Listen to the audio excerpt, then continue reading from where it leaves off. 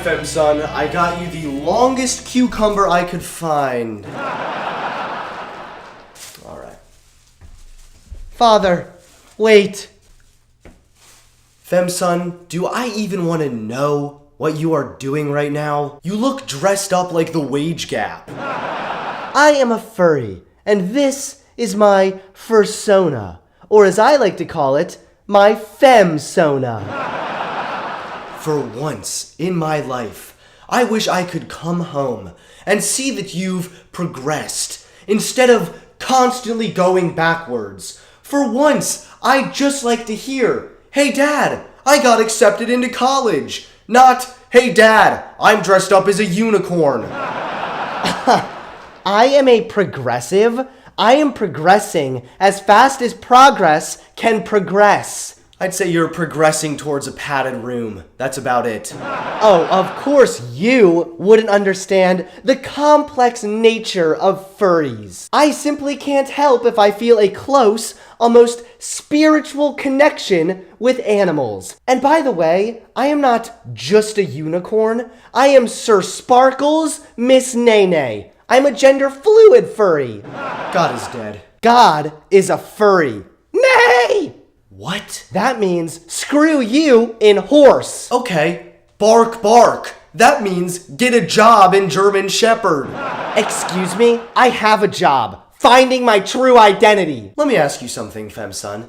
If you and a bunch of other people like to dress up as animals constantly, are we allowed to hunt you? Hello everyone, it's Hunter Avallone here, and welcome to another episode of Why Does This Exist? The show where I get on my knees, cusp my ever-aching hands together, and ask God, why? Furries, what are they, and why hasn't the world ended in 2012 like it was supposed to? In short, furries are defined as an enthusiast for animal characters with human characteristics. In particular, a person who dresses up in costume as such a character or uses one as an avatar online. That's really the more politically correct way of saying it. In my own words, furries are what happens when a fandom gets rabies. When a person has no strong male figure in their life besides the family dog, growing social anxiety, and a splash of Down syndrome, you get a furry. Furries oftentimes dress up as these animal characters.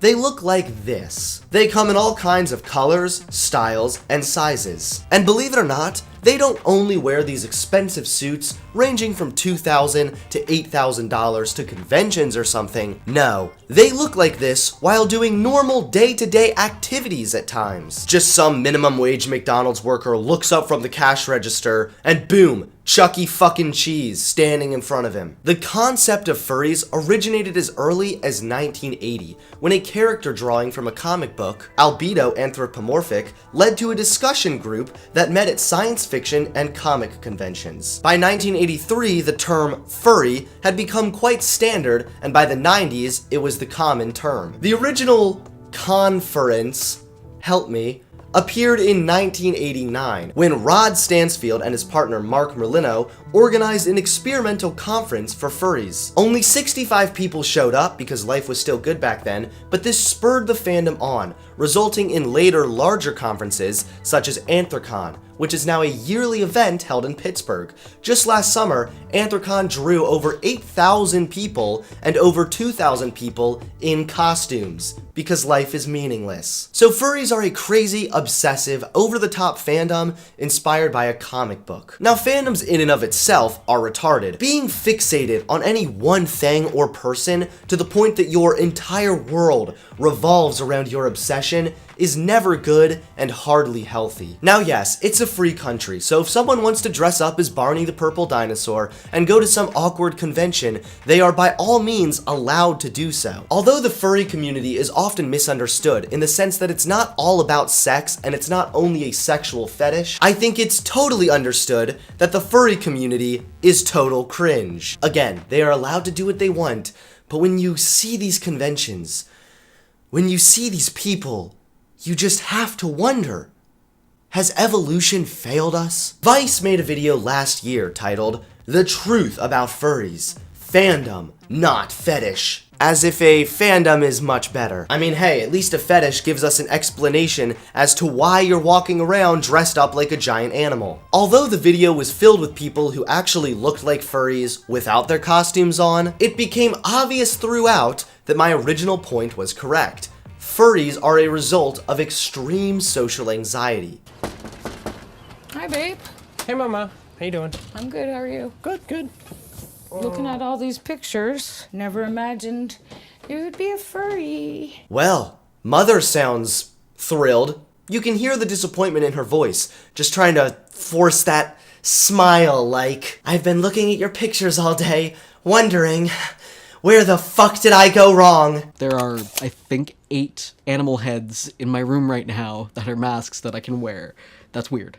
Well, at least he admits it. I've had 2 separate incidents where people have hit me in suit, and like non-furries, and I don't want to deal with that again. I had a cheerleader at a parade beat me over the head with a stick. Animal cruelty is not a joke, Jim. I believe I was a cat in a past life, yeah. Oh, I know I'm human. I know I'm 100% human. It's just, I wish I was a cat. Got an itchy nose, hold on. For once, I think I am at a complete and total loss for words. Where do you even begin when the cringe level reaches over 9,000? Reincarnation is total BS, and why would you want to have a lifespan of 2 to 16 years and poop in a litter box? Normal people would think, why would somebody want to be a different animal? You're a human. But they just don't understand, like, the connection that people have with animals can be very, very deep and very powerful. It can be life-saving even. Why does everything this woman says leave me completely baffled? People can have a strong connection with an animal. For example, when the family dog dies, it's completely reasonable to be sad and upset. There's nothing wrong with having a normal connection with an animal within the realm of logic. But when you feel that connection is so strong that you want to dress up like a basketball team mascot and walk around the park, you might need a strong connection with a therapist. To be honest, I have had sex with my tail and my head, but it's uncomfortable because it gets in the way. Try and conceal your boners, ladies and gentlemen, because this is one sexy moment in modern history. Seriously, if you had said, to be honest, I've had sex, I would have been just as shocked. You're like huffing and puffing. And you blew the house down? We tried it. We're not really that into it, but we're still new into the fandom, so you never know. It can be done. It's not my cup of tea. Ladies, this guy's a keeper. If any man is willing to put on giant gloves and walk with you in public while you have a tail glued to your ass, you know you found the one. I mean, at this point, the only thing that's missing is an engagement ring that'll fit around the furry-sized finger. Now, if furries aren't running around like something out of a horror movie, wishing they were animals or sexually harassing Tony the Tiger, they are attending conventions to further discuss their AIDS. Here are some highlights from Anthrocon 2018. And just so I can get some credit, yes, I sifted through the 45-minute panel to find the juiciest cringe. Further proof that I hate myself. But trust me, this panel was, in short, terrible! This is terrible! What if you didn't? What if you stopped? Brace yourselves. This is a try not to cringe challenge on level 100. Yeah, this is where you just watch them. Alright, so, you're making a lot of people happy. And when you guys take off your giant... Hey, remember that? Jason, I'm sorry. I'm used to having your brother around. I'm so sorry. This panel will slowly descend into absolute chaos. The doctor doesn't have a tail. Everything is madness. Here it comes. I thought that maybe I could get 20 minutes of just calmness. See, this would be so much better as a fetish. Then these furries would be having sex with each other instead of running around like unruly children. Seriously though, throughout this entire panel, this woman was just trying to be a decent host. And yes, she was cringe herself, but it was the annoying, idiotic furries acting like, dare I say it, Animals that really pushed me over the edge. After the host introduced us to these wonderful specimens, she began talking about the costumes, and it turns out she accidentally triggered one of the furries by daring to suggest he wasn't a real werewolf. You know, big ears, big accoutrements, costumes. Shipper, it's okay. I know you're just a werewolf. I know for you that's your identity. That's fine. Yeah, you're a werewolf. You're not a fursuit. You're a werewolf. It's okay. We're fine. He's a real werewolf. He's a real werewolf. Real werewolf. Yeah, there we go. Yeah. Alright, buddy. Well, if you're a real werewolf, what happens when there's a full moon? You turn straight? This is some top-notch delusion right here, and honestly, it's laughable that this poor woman was forced to play along like validating a spoiled child. Honestly, it's really quite pathetic. I think that if we, we appear to have a visitor. It's Honest Bear, my teddy bear friend that tells you the truth no matter how much it hurts your soft little feelings.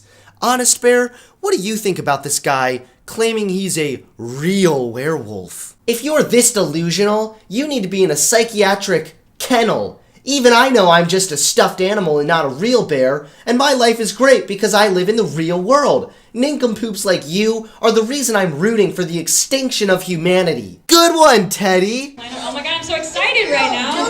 Oh my god, I'm so excited! Wow! I'm so pumped, I'm so excited, yeah! I'm so excited! Today is giving me some roar. You can see the